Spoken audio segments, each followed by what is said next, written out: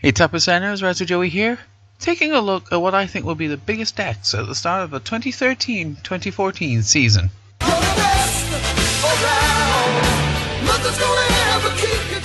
Now I know some of you might think, well it's obvious what's going to be big.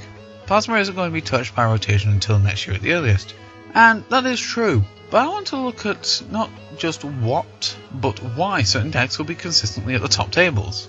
So let's start with the aforementioned Plasma, deck comprised of Deoxys X, who surprisingly is in this deck as a support Pokemon even with his potential for high damage, but Pyrokinet does make him a force to be reckoned with while on the bench, being able to pump up your other Plasma Pokemon, making swift knockouts even easier. And those knockouts don't come much swifter than from Plasma Kyurem, that lean, mean, damage placing machine with the versatility to place 2 sets of 30 on the field, 1 on the active and the next on the bench with Frost Spear, or it can use Blizzard Burn to deliver 120 damage, boosted by 10 for each Deoxys on your bench, meaning that 1 Frost Spear on the opponent's bench Pokemon, plus Catcher and 2 Deoxys on your next turn, means you've dealt 170 total damage, enough to knock out most X's in the format. Kyurem sets up for the big finishes and can start putting the work in the opening few turns. People have even gone as far to say that Kyurem himself deserves to be an X. But what's power without consistency?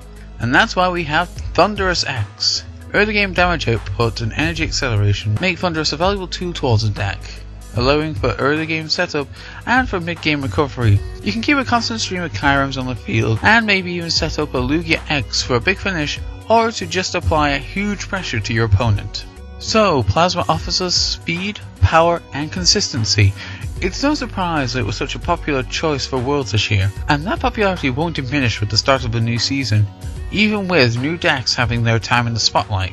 Decks like Genesect Virizion, which makes extensive use of Virizion's Emerald Slash to accelerate energy onto your Pokemon from the deck. This isn't only good for helping us set up, but it can also benefit us by thinning the deck, meaning that we stand a better chance of drawing helpful cards such as Catcher or Juniper at the start of our turn instead of the energy itself. But that isn't where Virizion's helpfulness ends. Virizion also has the ability Verdant Wind, which both prevents and removes status conditions from Pokemon with grass energy attached, meaning that the ever popular Hypnotoxic Laser is ineffective against you from turn 2 onwards. So we've got acceleration, we've got protection.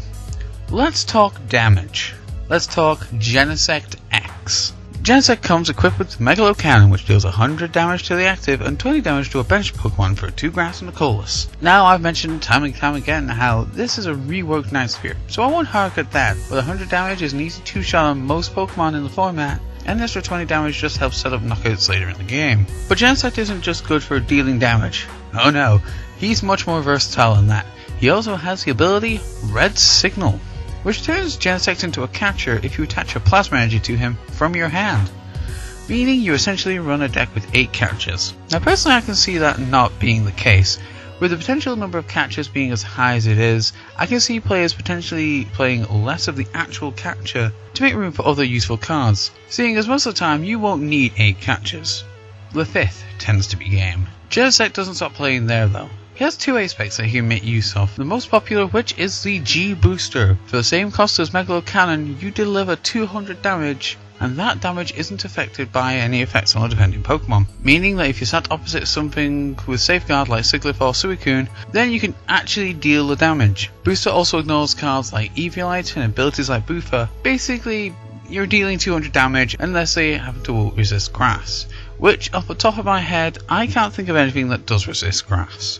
And now for the part of the episode that's not so black and white. Puns. I've been trying to judge how the next format would shape up based on the Japanese results for a Megalo Cannon format. And the results over there have shown that the format would have been Plasma, Genesect and Blastoise as our big 3. Right there, some people ask, why Blastoise when Genesect hits your main attacker and your acceleration for weakness? And well, the answer is twofold. Firstly, Blastoise decks have the capability to one-shot nearly anything that's put in front of them. And secondly, the biggest thing that kept Darkrai alive in the Plasma Storm format was Hypnotoxic Laser, which as we covered before doesn't do anything against Genesect Virizion past the very earliest turns of the game.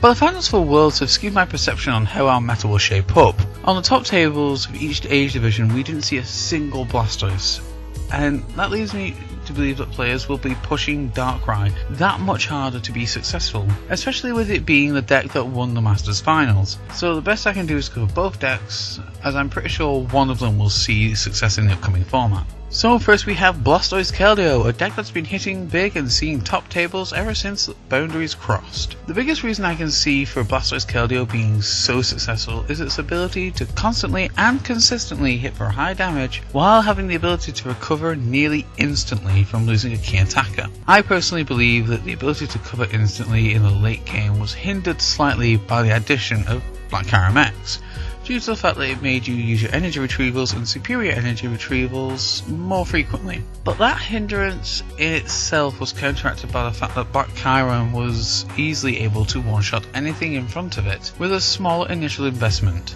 meaning that even though you ran low on resources faster, the resources you had did more and they did it immediately. Now, of course, the deck does have one big drawback, and I'm sure some of the top players from the UK Nationals will agree with me on this: missing Blastoise. And to be fair, with the deck's dependency on consistently hitting Blastoise in the early game, I'm surprised a lot of players, and by a lot of players I mean most players, opted out of playing Wartortle or relying on Candy. Now, this is just my opinion, but I never feel comfortable having my deck rely on a given card.